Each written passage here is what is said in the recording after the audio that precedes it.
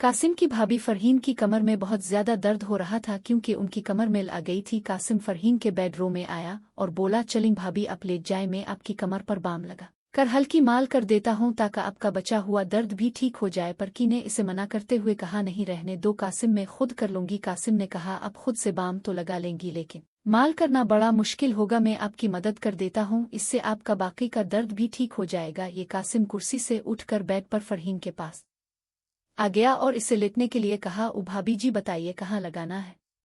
फरहीन कासिम की यह हमदर्दी और फिक्र देखकर अब इसे मना नहीं कर पाई। हकीकत में वो दर्द का बहाना बनाकर कासिम को परेशान करना चाहती थी। वो शर्माते हुए पीठ के बिल लेट गई और अपनी कमीज को कमर से थोड़ा ऊपर कर लिया और कहा, यहाँ पर लगाओ। कासिम ने थोड़ा सा बाम अपनी उंगलियों पर लिया और धीरे धीरे फरहीन की कमर पर मिलने लगा। जैसे ही उसके हाथ फराइंकी पे टेपर पड़े, इसे एक सुकून का एहसास हुआ। कासिम ने आहिस्ता आहिस्ता माल करना शुरू कर दी और उसके हाथों का लम्स फराइन को बहुत आरामुद्दा लगा। जब जब कासिम के हाथों की उंगलियां उसके कमर बंद के पास आती, फरहीन का दिल जोर से धड़कने लगा, लेकिन उसने खुद को ज़ब्त में रखा और कासिम की मदद का शुक्रिया अदा किया। कासिम ने पूछा, भाभी ज्यादा दर्द कहाँ हो रहा है? फरहीन इस वक्त थोड़ी उलझन में थी, सो वो अनजाने में जवाब दे बैठी, थोड़ा सा नीचे है। कासिम ने फिर से थोड़ा और नीचे बाम लगाने की कोशिश की। भले ही वो माल सिर्फ एक अनियती काम थी, लेकिन फरहीन को कासिम के हाथों का लम्स बेहद सुकून दे रहा था। भाभी जी अगर आप शलवार को थोड़ा नीचे कर दें तो बाम अच्छे से लग सकेगा, कासिम ने कहा। इस पर फरहीन थोड़ा हिचकिचा, फिर भी इसने अपनी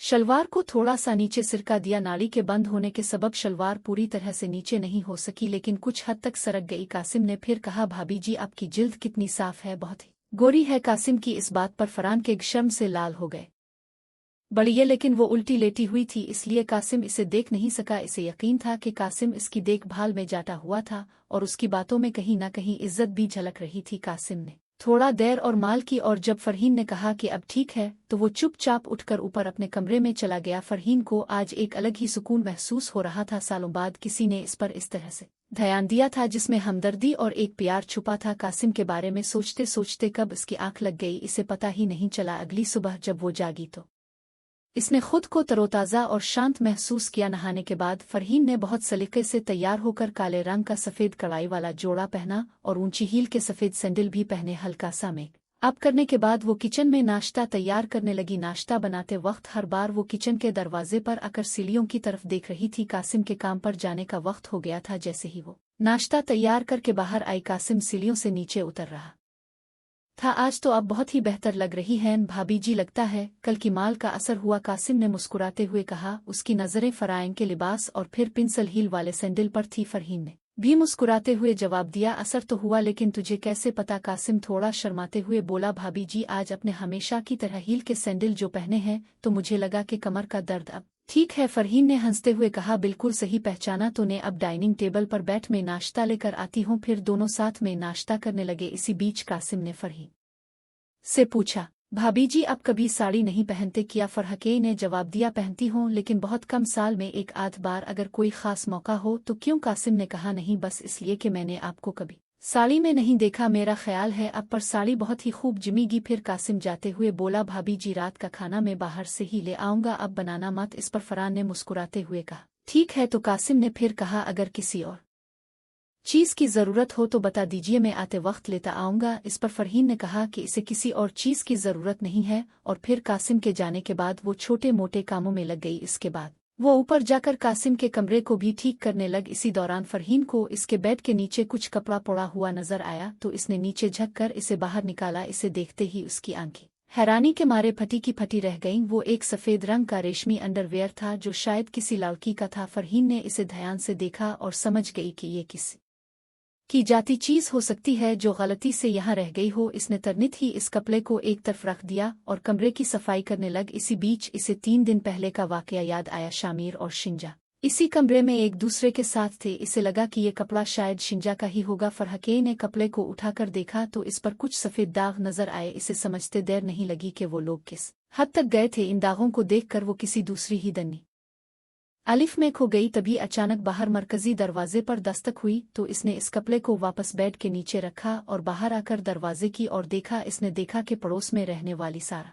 भाभी खड़ी थी। रे भाभी मैं अभी आती हूँ, परहुन ने कहा और जल्दी से कासिम का कमरा बंद किया और नीचे आकर दरवाज़ा खोला। सारा जो पड़ोस में रहती थी अपनी उम्र के 35 साल में थी और घर में ब्यूटी पार्लर चलाती थी। सारा अक्सर दोपहर में फरहके के घर आ जाती थी, ऐसे अपने घर बुलाती थी और दोनों इधर उधर की बातें करती थी। इस दिन भी फरहके और सारा गिल्ली महल्ले की ढेरों बातें कर रही थीं। सारा के जाने के बाद फरहीन ने एक बार फिर से नहाने का मन बनाया। सुबह कासिम ने साड़ी का जिक्र किया था, इसलिए नहाकर उसने नीले रंग की प्रिंटेड साड़ी पहन ली और साथ में सिल्वर रंग के पिंसल हील वाले खूबसूरत सैंडल भी पहने। कासिम के आने का वक्त भी हो चला था और वो शाम के 4 बजे ही घर आ गया। जब फरहीन ने दरवाज़ा खोला तो कासिम इसे बड़े गौर से देखने लगा। इसे अपनी तरफ इस तरह ध्यान से देखता हुआ देखकर फरहीन मुस्कुराते हुए अदा से बोली, ऐसे क्या देख रहे हो? कासिम मुस्कुराते हुए बोला, वाकई भाभी आज आप इस साड़ी में बहुत ही खूबसूरत लग रही हैं।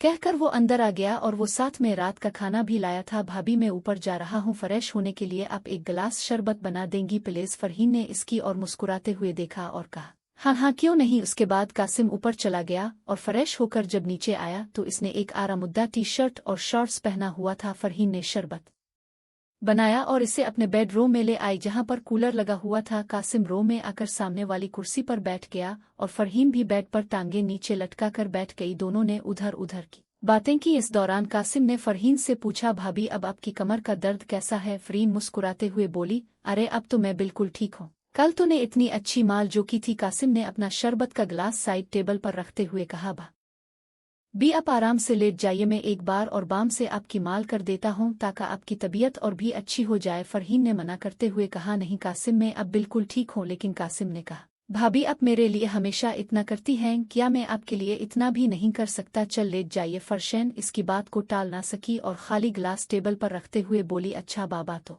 मानता नहीं, लेटती हूँ, पहले सैंडल तो उतार दूँ? सैंडल उतारने की जरूरत नहीं है भाभी, इतने खूबसूरत सैंडल आपके हुसैन पैरों की खूबसूरती को और भी बढ़ा रहे हैं, आप ऐसे ही लेट जाइए। कासिम ने थोड़ी चंचलता से कहा। फर्श को इसकी बात पर हंसी आ गई और वो इसकी बात मानकर बेड पर लेट गई। इसने साड़ी पहनी हुई थी इसीलिए इसकी कमर कासिम की नजरों के सामने थी। कासिम ने बाम को उंगलियों पर लगाया और फरहीन की कमर की माल करने लगा। फरहीन ने कासिम से पूछा, एक बात बता कासिम, मेरी ऊंची हील वाली सैंडल बहुत पसंद है ना? कासिम थोड़ा शर्माते हुए बोला, जी भाभी आप बिल्कुल सह कह रही हैं और आपको अजीब लगेगा, लेकिन मुझे ख्वातीन के पैरों में हाई हील वाले सैंडल बहुत दिलकश लगते हैं और आप तो हमेशा ही हाई हील की सैंडल या चप्पल ही पहने रहती हैं। फराशैन मुस्कुराते हुए बोली, अरे इसमें शर्माने वाली क्या बात है और मुझे कुछ अजीब नहीं लगता, मैं तो आपके जज्बात को समझती हूँ। कासिम के हाथों से हो रही माल से इसे बहुत आराम मिल रहा था। कासिम के हाथ धीरे धीरे नीचे की और बढ़ने लगे। फरहीन के मजाक के मौत को देखते हुए कासिम ने भी थोड़ी हिम्मत दिखाते हुए कहा, ओ भाभी आपकी जिल्द कितनी नरम